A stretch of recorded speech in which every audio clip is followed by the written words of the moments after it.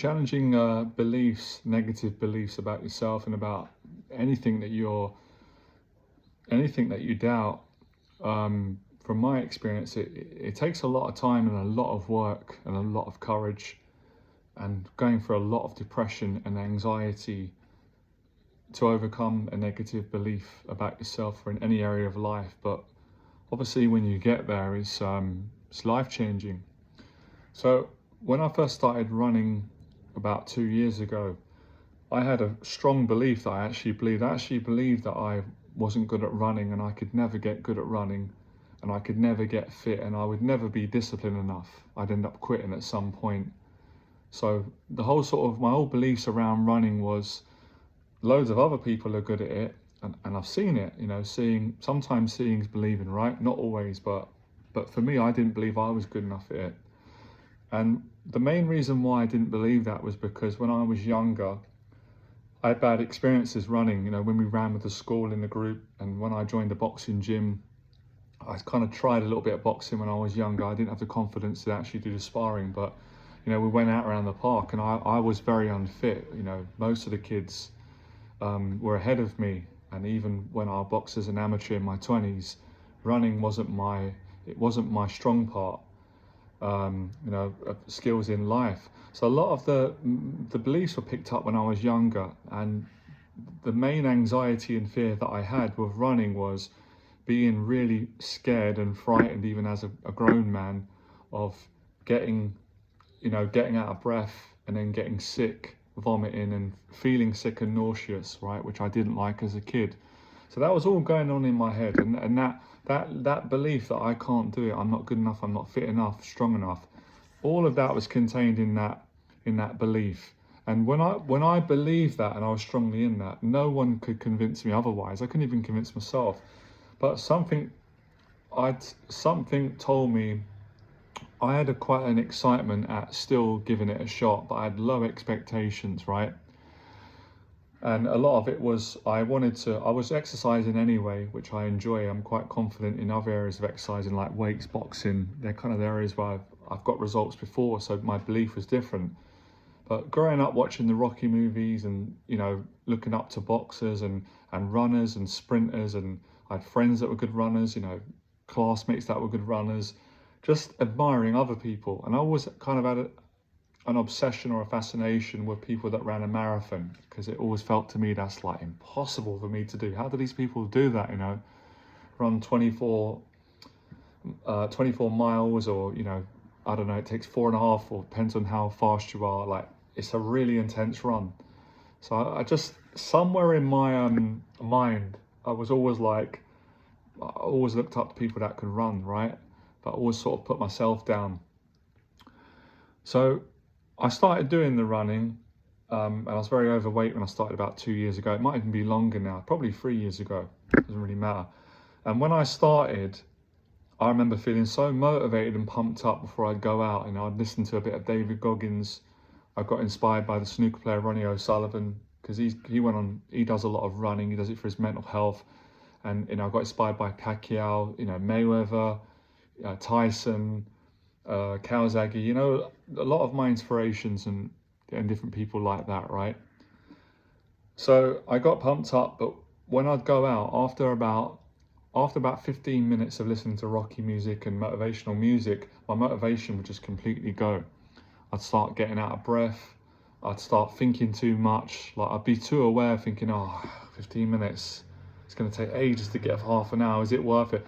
I'd just get into all that negative thinking. I wouldn't allow myself to sort of surrender to the running. So 15, 20 minutes in, I was knackered. I was too unfit. And at that point, I'd kind of feel like a failure in running. And I'd feel like, well, I've at least got to do half an hour before I come back home. And sometimes I didn't. I just would stop at about 25 minutes. I couldn't do anymore. I felt sick. My head was hurting, and I just thought, I just want to get home and just have a shower and watch a movie. So I would quit. I'd come back home, and then I'd feel a bit disappointed. I'd be like, you know what? I'm just going to put it to the back of my mind. I don't really want to think about it. It's just going to get me down. I'm just going to feel like I've failed in life. And I'd stop it for a while, and then I might watch some videos again, and I think, you know what? I don't want to give up. Let me try it again. But if I do give up, It's not the end of the world. I've got other things in my life that I'm working on. I'd give it another shot. Same sort of thing again. I'd be worrying about, I was over analyzing too much. When am I going to get tired? When am I going to get tired? Because I was just putting too much pressure on myself. It would happen again around 15 minutes in. Again, I'd start the run being like, I'm not going to give up this time. I'm going to do this. I'm going to do that. I'm going to do an hour. I'm going to go fast. Same thing again, 20 minutes in, burnt out, and I was overdoing it as well. I wasn't pacing myself, right? Could say probably too much ego. Same again, about 20 minutes, sometimes get to 29, about 30 minutes in, knackered, and would come away and just think, you know what? I'm never really going to get to like my goal, which is to be just really give it 100% and get to a point where I can run really to the limit, to push myself and not quit when things get difficult, because I'd always done that in running throughout my life pretty much. And I'd always protect myself to a certain point where I didn't want to get to that place of suffering and really being challenged mentally and emotionally. So I'd always quit prematurely.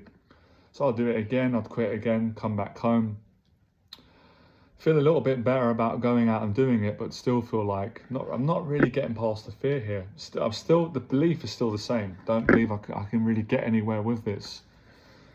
So I might put it off for a few weeks and just go back to, working on other stuff, work, business, friends, in and out of eating unhealthy food, too many movies, maybe go to the gym, get some confidence from that. And then I think, you know what, I'm just going to pack it in. A couple of weeks later, I'd just feel like, I feel really guilty, and I feel like, no, I've got to give it a shot again. I've got to keep going, nothing to lose. So I'd go at it again, and I might have a bit of a better day this time and still get to about 30 something minutes. But then I'd still feel like, why am I so tired? Why can't I seem to pace myself? Because at the time I wasn't experienced. I wasn't learning how to warm up, and I just couldn't enjoy it. I was just constantly thinking. My mind was just analyzing everything, like the steps. I was just analyzing my body too much, my breathing. Couldn't enjoy the run. So I wasn't enjoying the running. That was getting me down a bit. Because I think somewhere deep down I knew that I can enjoy this if I can allow myself just to relax and take the pressure off. So that kind of went on for a while, and there was a certain day, actually, I remember I got into a little bit more of a momentum in Regent's Park, but I felt like I needed to do sprinting and push myself, and I pushed myself, and I nearly got sick at the end, right? I know it's a bit gross, sorry, but when I nearly got sick, although it didn't feel good, once I calmed down, I actually felt better, because I kind of overcame a little bit of the fear. And the fear, as I said earlier, was getting sick. And just, getting sick, I sort of associated that with when I was younger, of sort of being weak and being a failure and not having what it takes. So after that point, I remember feeling like, I don't know, I can't explain it in words, but I felt like I've made a little bit of progress now, because I didn't have the courage to get to that point before. But I even remember thinking, maybe I've got to slow down a bit. I'm trying to go too fast, too quick. And that's why I nearly vomited. But it felt kind of good to face that fear and get close to vomiting. Went back home, and kind of stagnated around that time for quite a while, the sort of 30-minute mark, 35, 37. I remember thinking, man, if I could do 45 minutes, that would be incredible. Because I don't know, until some of you have ran, if you run or not, a minute is a long time when you're tired. 15 minutes is like eternity if you're tired. If you're enjoying the run, it goes quite quick. But every minute counts, and I'm always looking at my phone, looking at the time as well. So I'm really conscious of the time and how long I'm, looking at the clock. So I remember at some point going back to the running again and remembering to slow down a bit and not go too fast and not burn out too quick. I really wanted to build my stamina up and try and run as long as I could and get my breathing right, try and get my mind right, try to be present when I was running, which wasn't easy, and try not to constantly think about what am I going to eat when the run's over, or I can't wait until it's over, or I'm not enjoying this, or thinking about all my problems in life. And that happened at some point, even by accident. And I remember running for 45 minutes. It killed me, it was hard, but feeling proud of myself. that I'd made some progress. I'd started to, still had the same belief, but I felt like I was slowly giving myself a chance at even just being able to think about a different perspective on the original belief, which is I'm never going to be good at this. I'm never going to break those barriers of where I was in my own mind and in my own emotions, if that makes sense. So I think I took some time out for a while, sabotaged it, quit for a while, come back to it again. And I was also battling with my weight at this time as well, up and down in weight, struggling to lose weight and diet. My discipline wasn't good. So I started to put a little bit of pieces together and just kind of get some ideas from other people that know about running and just use my own sort of instincts and common sense. I started to try and pace myself instead of pushing myself too much, relax, put some music on, but even don't rely too much on the music for good emotions, because at a certain point, sometimes you don't even hear the music. Like when you're in distress and your stamina and you're getting tired, the music can actually irritate you and trigger you more because the sound in your ears and everything. So I had to be aware of going through all these little nuances on the run.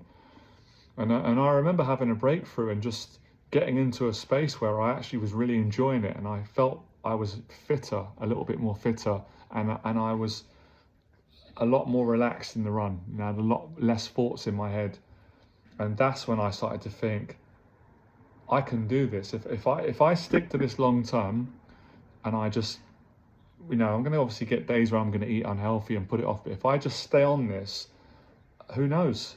Who knows? I might even be able to run a marathon, even though I didn't fully believe it. But I was like, it's not impossible. So I continued, and my 45 minutes became my new 30 minutes. So how difficult it would be to do 30 minutes had now shifted to 45. Now, obviously, I was thinking if I could do an hour, that'd be incredible. That'd be a dream come true. So I got to a point where I did the hour, and it did kill me. I remember like really struggling. Like when it got past 45 minutes, I was counting down every minute, using every little bit of motivation, but I was getting stronger mentally, emotionally. And I'm going to get to something in a second that I've learned from today. Then, of course, when I did an hour, I was thinking, wow, imagine if I could do an hour and a half. I just kept pushing myself, and I was thinking, probably can't do that now. So I would do like an hour and 5 minutes.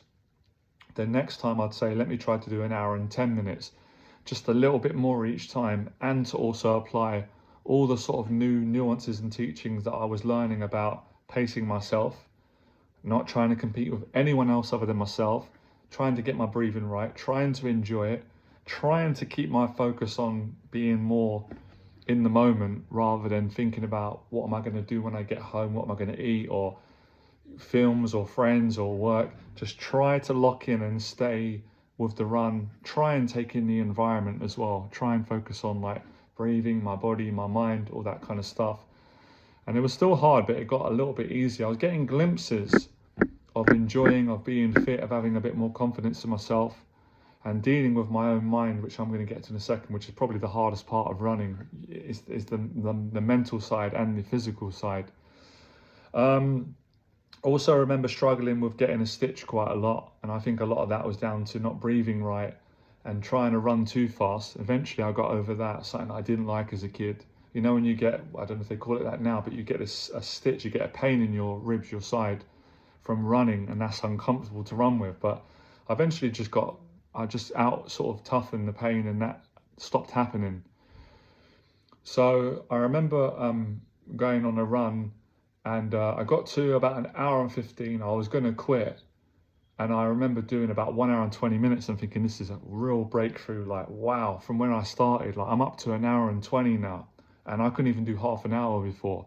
And an hour and 20 is getting to that kind of mark where you're really like pretty decent, even on a recreational level. And I started to think more about maybe a half marathon in the future, who knows, or even just breaking my own record.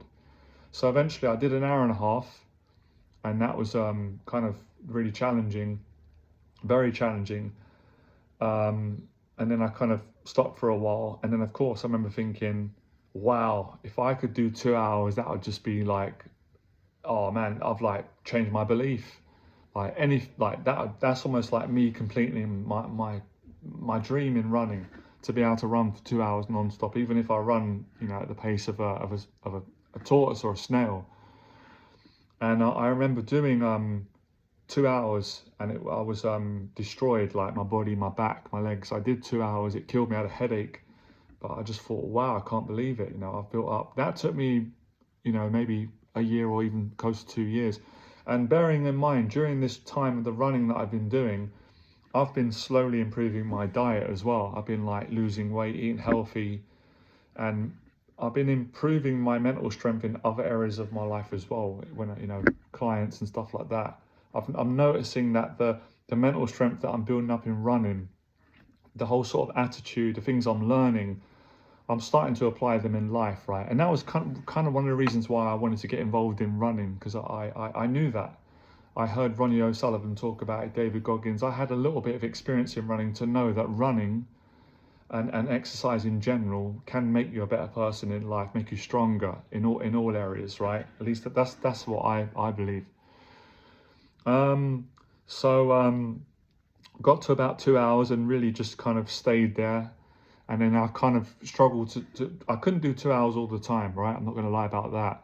And then I would go back to like doing 45 minutes, still feel great about that. 45 was still good. Some days half an hour when I was feeling a bit lazier, and doing an hour still felt really, really difficult. So I was kind of like, I'd done the 2 hours. I felt like I'd reached like a personal best. But I didn't really have much ambition on doing 2 hours every single time I ran. As long as I did 45 minutes or an hour, that was great for me, or half an hour at the minimum. So I kind of stayed around the hour mark. Then I remember thinking an hour is getting quite easy for me now, relatively. So I need to step it up. And then I started to do quite a lot of consistent hour and a half, 90 minutes. Then I thought, let me try 2 hours again. Did 2 hours, but found it very, very difficult.